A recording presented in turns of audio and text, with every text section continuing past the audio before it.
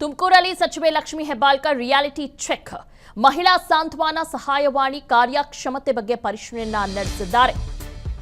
ಲಕ್ಷ್ಮಿ ಹೆಬ್ಬಾಳ್ಕರ್ ಅವರು ಇವತ್ತು ತುಮಕೂರಲ್ಲಿ ರಿಯಾಲಿಟಿ ಚೆಕ್ ಮಾಡಿದ್ದಾರೆ.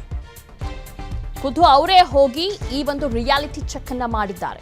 ಮಹಿಳಾ ಸಾಂತ್ವನ ಸಹಾಯವಾಣಿ ಕಾರ್ಯಕ್ಷಮತೆಯನ್ನ ಪರಿಶೀಲನೆ ನಡೆಸಿದ್ದಾರೆ.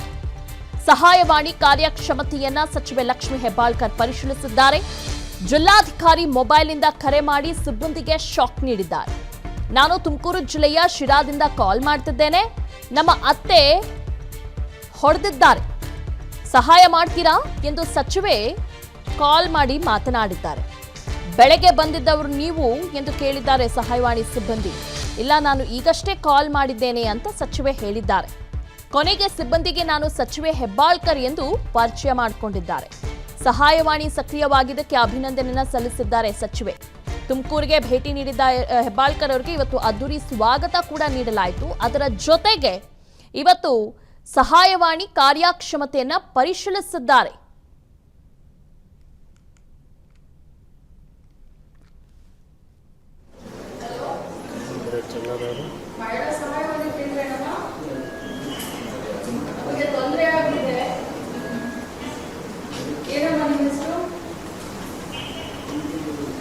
ತೊಂದರೆ ಆಗಿದೆ ಅಲ್ವಾ ಸ್ವಲ್ಪ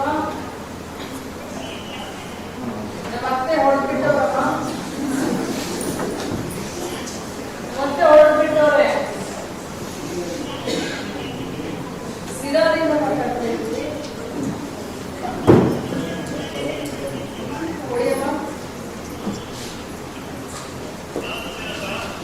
ಹಲೋ ಹಲೋ ಸರ್, ಸ್ವಲ್ಪ ತೊಂದರೆ ಆಗಿದೆ. ನಮ್ಮ ಮನೆಯಲ್ಲಿ ನಮ್ಮ ಅತ್ತೆ ಹೊರಡವ್ರೆ. ಇಲ್ಲ ಸರ್, ನಾನು ಬರ್ತಿರ್ಲಿಲ್ಲ. ಏನಿಲ್ಲ, ನಾನು ಲಕ್ಷ್ಮಿ ಹೆಬ್ಬಾಳ್ಕರ್ ಮಾತಾಡ್ತೀನಿ. ಮಂತ್ರಿ ಚೆಕ್ ಮಾಡೋಕ್ಕೆ ಫೋನ್ ಮಾಡ್ತಾ ಇದ್ದೀನಿ.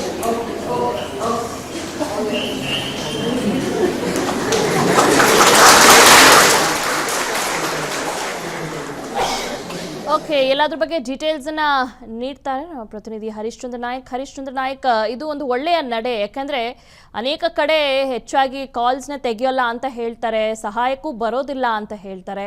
ಇವತ್ತು ಸಚಿವೆ ಲಕ್ಷ್ಮಿ ಹೆಬ್ಬಾಳ್ಕರ್ ಅವರ ನಡೆ ನಿಜಕ್ಕೂ ಮೆಚ್ಚುವಂಥದ್ದು. ಹೋಗಿ ಅವರೇ ಖುದ್ದಾಗಿ ರಿಯಾಲಿಟಿ ಚೆಕ್ ಮಾಡಿದ್ದಾರೆ ಇವತ್ತು. ನೀವೇ ಈಗ ಹೇಳಿದ ಪ್ರಕಾರವಾಗಿ ಇದೇ ತರದ ದೂರು ಸಾಕಷ್ಟು ಇತ್ತು. ಏನು ಈ ಒಂದು ಮಹಿಳಾ ಸಾಂತ್ವನ ಸಹಾಯವಾಣಿಯಿಂದ ಇದು ಸರಿಯಾಗಿ ಕೆಲಸ ಮಾಡಲ್ಲ, ಮತ್ತೆ ಇಲ್ಲಿ ಕರೆ ಮಾಡಿದಂತ ಸಂದರ್ಭದಲ್ಲಿ ಯಾರು ಕೂಡ ಕರೆಯನ್ನ ಸ್ವೀಕರಿಸಲ್ಲ ಅನ್ನುವಂತ ದೂರು ಸಾಕಷ್ಟು ಇದ್ದಂತ ಸಂದರ್ಭದಲ್ಲಿ ಇವತ್ತು ಏನು ತುಮಕೂರಿಗೆ ಭೇಟಿ ನೀಡಿದಂತಹ ಲಕ್ಷ್ಮಿ ಹೆಬ್ಬಾಳ್ಕರ್ ಇವತ್ತು ತಮ್ಮ ಇಲಾಖೆಯ ಪ್ರಗತಿ ಪರಿಶೀಲನಾ ಸಭೆಯನ್ನ ಕೂಡ ನಡೆಸ್ತಾ ಇದ್ರು. ಈ ಸಂದರ್ಭದಲ್ಲಿ ಅಧಿಕಾರಿಗಳಿಗೆ ಪ್ರಶ್ನೆಯನ್ನ ಕೂಡ ಮಾಡ್ತಾರೆ.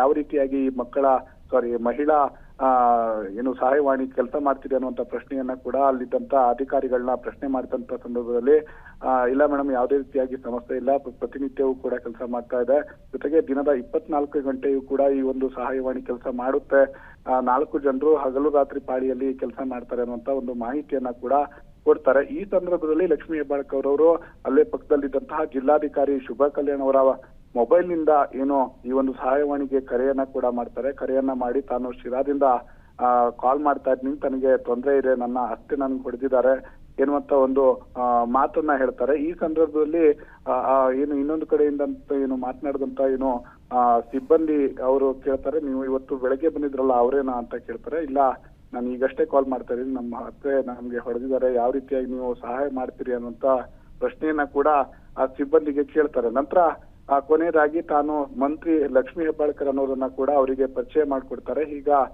ಹೀಗಾಗಿ ಆ ಸಿಬ್ಬಂದಿ ಕೂಡ ಒಂದು ಕ್ಷಣ ಶಾಕ್ಗೆ ಒಳಗಾಗಿರುವಂತದ್ದು. ಜೊತೆಗೆ ಅಲ್ಲಿದ್ದಂತ ಅಧಿಕಾರಿಗಳೆಲ್ಲರೂ ಕೂಡ ಈ ಒಂದು ಏನು ಸಚಿವೆ ಮಾಡಿದಂತ ಕೆಲಸಕ್ಕೆ ಮೆಚ್ಚುಗೆಯನ್ನ ಕೂಡ ವ್ಯಕ್ತಪಡಿಸಿದ್ರು. ಜೊತೆಗೆ ಸಾರ್ವಜನಿಕ ವಲಯದಲ್ಲಿಯೂ ಕೂಡ ಈ ಒಂದು ಕೆಲಸಕ್ಕೆ ಸಾಕಷ್ಟು ಮೆಚ್ಚುಗೆ ಕೂಡ ವ್ಯಕ್ತವಾಗಿರುವಂತದ್ದು. ಯಾಕಂದ್ರೆ ಈ ರೀತಿಯಾಗಿ ಆಗಾಗ ಕೆಲಸಗಳನ್ನ ಮಾಡ್ತಾ ಇದ್ರೆ, ಅಂದ್ರೆ ರಿಯಾಲಿಟಿ ಚೆಕ್ ಗಳ ಮೂಲಕ ಯಾವ ರೀತಿಯಾಗಿ ಸಹಾಯವಾಣಿಗಳಿರ್ಬೋದು, ಈ ರೀತಿಯಂತ ಕೆಲವು ಏನು ವ್ಯವಸ್ಥೆಗಳು ಹೇಗೆ ಕೆಲಸವನ್ನ ಮಾಡ್ತಿದೆ ಅನ್ನೋದನ್ನ ಚೆಕ್ ಮಾಡ್ತಾ ಇದ್ದಾಗ ಸಹಜವಾಗಿಯೇ ಒಂದ್ ರೀತಿಯ ಭಯ ಸಿಬ್ಬಂದಿಯಲ್ಲಿರುತ್ತೆ. ಹೀಗಾಗಿ ಸರಿಯಾಗಿ ಕೆಲಸ ಮಾಡ್ತಾರೆ ಅನ್ನುವಂತ ಏನು ಮಾತುಗಳನ್ನ ಕೂಡ ಸಾರ್ವಜನಿಕರು ಹೇಳ್ತಾರೆ.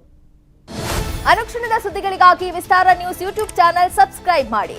ಹೊಸ ಸುದ್ದಿಗಳ ನೋಟಿಫಿಕೇಶನ್ಗಾಗಿ ಬೆಲ್ ಐಕಾನ್ ಕ್ಲಿಕ್ ಮಾಡಿ. ಲೇಟೆಸ್ಟ್ ಅಪ್ಡೇಟ್ಸ್ಗಾಗಿ www.vistaranews.com ವೆಬ್ಸೈಟ್ಗೆ ವಿಸಿಟ್ ಮಾಡಿ. ಅಂಗೈಯಲ್ಲೇ ಜಗತ್ತಿನ ಸುದ್ದಿ ತಿಳಿಯಲು ವಿಸ್ತಾರ ನ್ಯೂಸ್ ಕನ್ನಡ ಆಪ್ ಡೌನ್ಲೋಡ್ ಮಾಡಿ.